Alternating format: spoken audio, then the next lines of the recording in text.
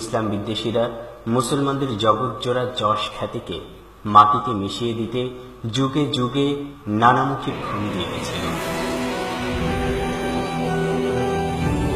Granada tragedy তার একটি অধ্যায় মাত্র।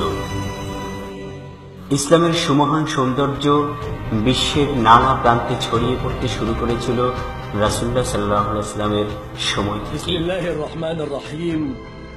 من محمد رسول الله إلى كسرى عظيم فارس، سلام على من اتبع الهدى وآمن بالله ورسوله. بسم الله الرحمن الرحيم. من محمد رسول الله إلى النجاشي ملك الحبشة، فإني أحمد إليك الله الذي لا إله إلا هو، الملك القدوس السلام المؤمن المهيمن.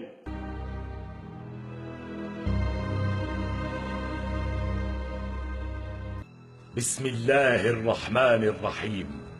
من محمد رسول الله إلى المقوقس عظيم مصر، سلام أنت وإني أدعوك إلى الإسلام. কালের পরিক্রমায় সে আলো আছড়ে পড়ে ইউরোপের মাটিতে। উমাইয়া সালতানাতের বীর সেনানী তারেক বিন জিয়াদের নেতৃত্বে স্পেনের মাটিতে ইসলামের পতাকা উঠতে শুরু করে অষ্টম শতাব্দীর শেষ দিকে।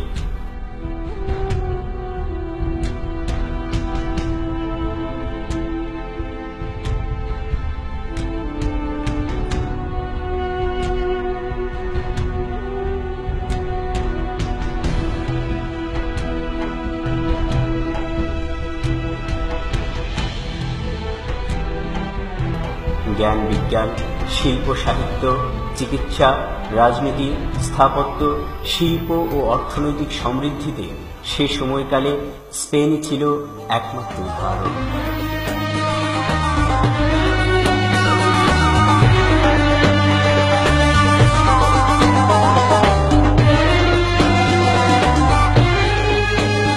(1492) সালের আগ পর্যন্ত প্রায় 800 বছর ধরে স্পেনের মুসলমানদের স্বর্ণযুগ ছিল।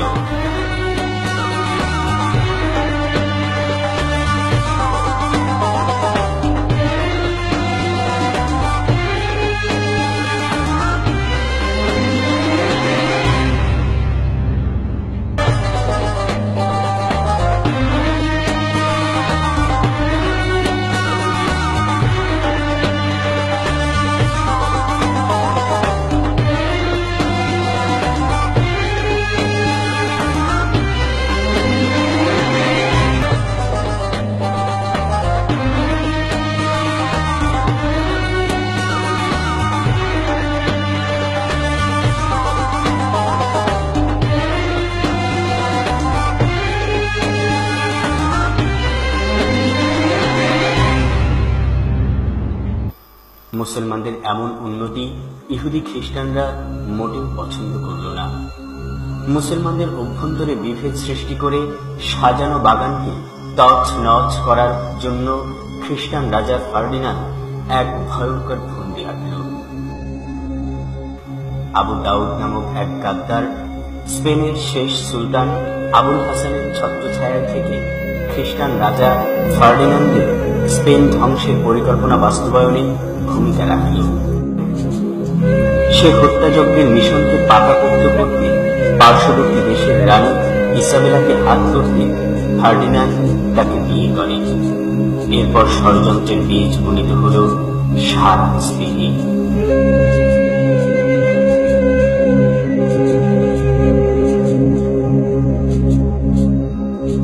নেতৃবৃন্দের আন্তঃকন্দলের কারণে মুসলমানদের অবস্থা যখন এমনিতেই বিপর্যস্ত, ঠিক সে সময় ফার্ডিনান্ড হামলে পড়ল মুসলমানদের ওপর।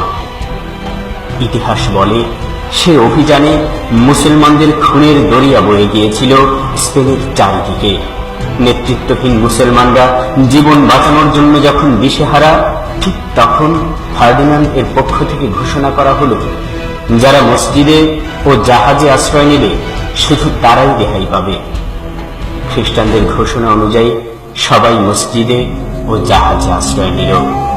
যারা মসজিদে আশ্রয় নিয়েছিল তাদের তালাবদ্ধ করে আগুনে পুড়িয়ে এবং জাহাজে আশ্রিতদের সাগরে ডুবিয়ে করুণ মৃত্যু নিশ্চিত করা হয়েছিল।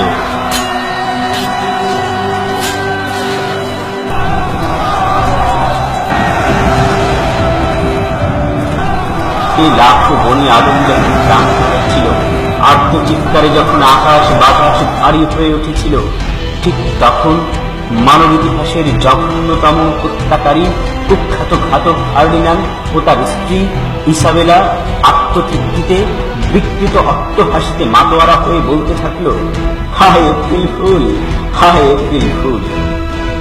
মুসলমানরা তাদের সেদিনের করুণ আত্মনাদের ইতিহাস ভুলে গেলেও খ্রিস্টান সম্প্রদায় তাদের প্রতারণাকে স্মরণ করে রাখতে আজও সে দিনটিকে জমকালোভাবে জমিয়ে রেখেছে।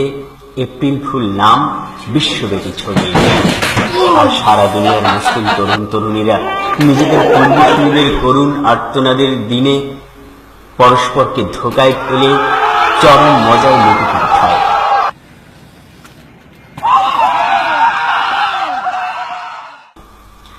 আগামী প্রজন্মের কাছে নিজেদের করুণ পরিণতির কথা অজানার তিমিরে ধামাচাপা রয়ে যাওয়া একটি জাতির জন্য কত দুর্ভাগ্যের তা বলে বা লিখে আদৌ কি ব্যক্ত করা সম্ভব?